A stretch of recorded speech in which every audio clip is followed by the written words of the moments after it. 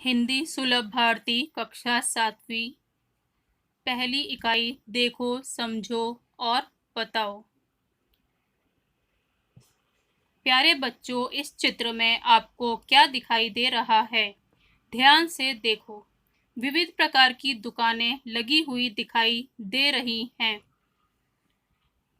यहाँ देखिए, कुछ बच्चे इस दुकान पर खड़े दिखाई दे रहे हैं।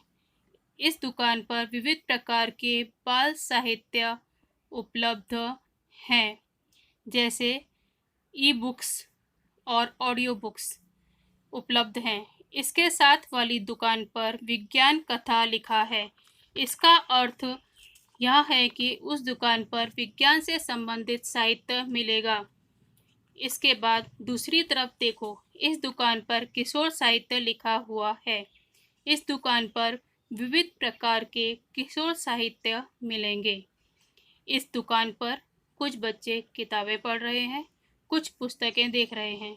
इस दुकान पर विविध प्रकार के किशोर साहित्य मिलेंगे, जैसे इतिहास, नागरिक शास्त्र, भूगोल, गणित, विज्ञान कहानियाँ आदि।